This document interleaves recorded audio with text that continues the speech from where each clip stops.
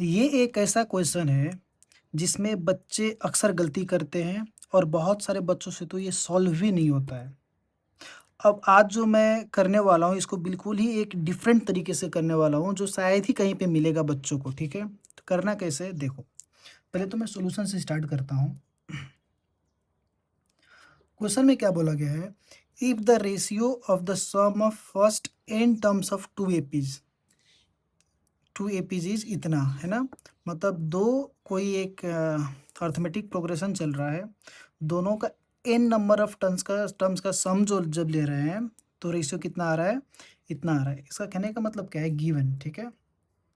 Given ये हुआ S N अपन S N, ठीक है, इज इक्वल्स टू दो टर्म्स का दिया हुआ है, तो मतलब दो एपी का रेशियो दिया हुआ है, कितना दिया हुआ है? 7n+1 अपन 4n+27, और उन्हीं दो अर्थमेटिक प्रोग्रेशन का नाइन्थ टर्म का हमसे रेशियो पूछा जा रहा है, ठीक है? तो जिन भी बच्चों ने मुझे सब्सक्राइब कर कर यहाँ तक आए हैं, ये उनके लिए मैं थैंक्स बोलना चाहूँगा क्योंकि तुमने मेरे पे काइंड ऑफ ट्रस्ट किया है। तो इस क्वेश्चन को समझने की कोशिश करो। देखो मैं कैसे करने वाला हूँ। अगर मैं इसको मतलब यहीं पे अगर रिड्यूस करूँ, मान लो कि तुम्हारा AP1 है और ये तुम्हारा AP2 है, ठीक है? मान लो। तो ये 7n+1 को अगर मैं थोड़ा सा रिड्यूस करूँ, क्योंकि अल्टीमेटली ये क्या है? सम ऑफ n टर्म्स है, और सम ऑफ n टर्म्स का फॉर्मूला तुमको पता है क्या होता है? n/2 2a plus n-1 d होता है, राइट? इसी कॉन्सेप्ट का मैं यूज करने वाला हूँ और इसको कोशिश करूँगा कि इसके फॉर्म में लेकर आ जाऊँ, सो डैट मैं वहाँ से कंपेयर करके a और d निकाल लूँ, ठीक है? क्योंकि जब a और d मिल जाएगा तब तो तुम्हारा काम हो जाएगा, क्योंकि तुम्हारा an क्या होता है? a प्लस n-1 d होता है, राइट? बस वही करना है। तो यहाँ पे थोड़ा ध्यान से देखो, तुमको 7n चाहिए तो मैं क्या लिख सकता हूँ? n-1, ऐसे 7 कर दो क्या इसको, और ये तुम्हारा +1 हो गया। अब तुम देखोगे तो इसको जब इससे मल्टीप्लाई करोगे तो 7 × n तो 7n मिल गया, लेकिन -7 भी मिल रहा है तुमको एक्स्ट्रा, तो अब इस -7 को कैसे एडजस्ट करोगे भाई? तो यहाँ पे +7 कर दो, क्योंकि जब तुम इसको सॉल्व करोगे तो 7n-7 तो 7n आ गया, और इस -7 को ये +7 क्या कर देगा? कैंसिल आउट कर देगा, राइट? तो और फिर अपन में इसको भी नीचे वही करो, क्या करोगे? n-1 और फिर 4, राइट? तो प्लस क्या होगा तुम्हारा? 27, और ये अब 27 तो यही रहा, और ये -4 है तो इधर क्या हो जाएगा? +4। तो ये तुम्हारा एस एन और ये तुम्हारा एस एन रहा, ठीक है? अब थोड़ा देखोगे अगर ध्यान से, तो मैं इसको फिर से थोड़ा कंटिन्यू अगर करूँ तो ये 7+1 क्या हो जाएगा? 8 हो जाएगा। तो इसको मैं थोड़ा अरेंज करके लिखता हूँ। इसको मैंने 8 कर दिया प्लस n-1 7 कर दिया, ठीक है? अपन में मैंने कर दिया 27 + 4 तुम्हारा हो गया 31, और प्लस ये हो गया n-4, सॉरी n-1 इंटू 4 हो गया। अब देखो ये तो मुझे मिल गया, अब इसको 2a किसी भी तरीके से एडजस्ट करना है, राइट? कैसे करेंगे? Sn/Sn इज इक्वल्स टू 8 को मैं क्या लिख सकता हूँ? तो तुम बोलोगे सर आप 2 × a कर दीजिए, 2 × a मतलब 2 × 4 लिख सकता हूँ मैं, राइट? प्लस n-1 7 अपन इसको क्या लिख सकते हैं भाई?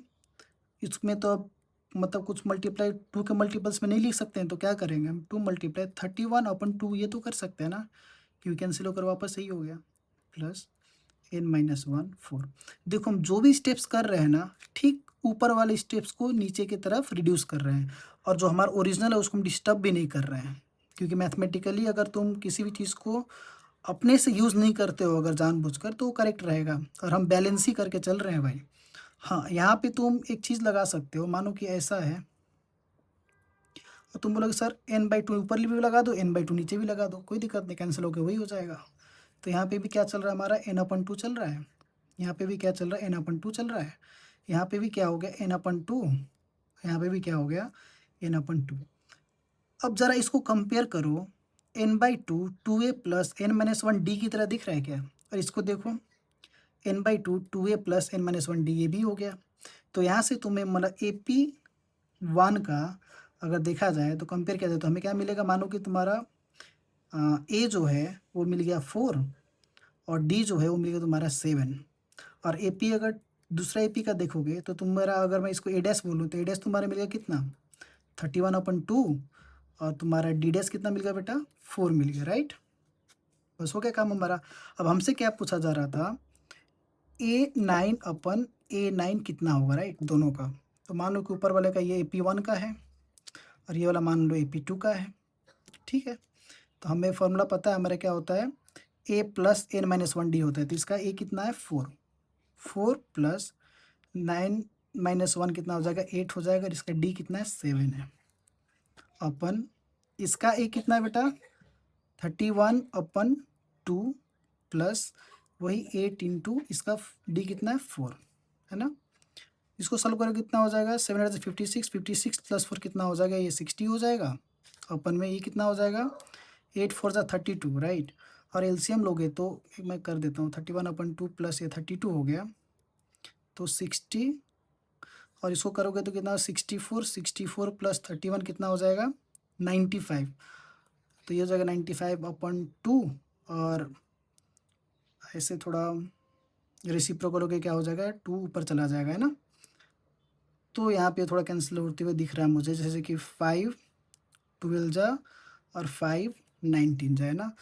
तो 24/19 आ गया। इसका मतलब क्या है 24:19 जो है तुम्हारा रेशियो निकल के आ गया, किसका 9th टर्म का। अब तुम किसी भी चीज़ को ना, अब जैसे मैंने यहाँ पे रिड्यूस किया है, ये शायद ही कहीं इस तरीके से किया हुआ तुमको मिलेगा। लोग इक्वेशंस बनाकर अलग अलग तरीके से सॉल्व करते हैं, बट मुझे लगता है कि बच्चों को एक ये अप्रोच पता होना चाहिए कि तुम कैसे दिए हुए रेशियो से तुम रिड्यूस कर सकते हो एक्चुअल फार्मूला पे और कंपेयर करके सिंपली ए और डी का वैल्यू पता कर सकते हो और फिर तुम जो चाहे वो निकाल सकते हो, राइट। तो होप तुम लोगों को ये चीज़ समझ में आया होगा। अगर कोई भी तकलीफ़ हो तो कमेंट करो और हाँ, सब्सक्राइब ज़रूर से कर दो, क्योंकि मैं बहुत ही ज़्यादा हेल्पफुल वीडियोज़ और क्वेश्चंस का सेट्स लेकर आने वाला हूँ, ठीक है। तो ठीक है, फिर लगे रहो और कुछ भी डाउट हो तो पूछो मेरे से, बाकी करते हैं और भी अच्छे अच्छे क्वेश्चंस।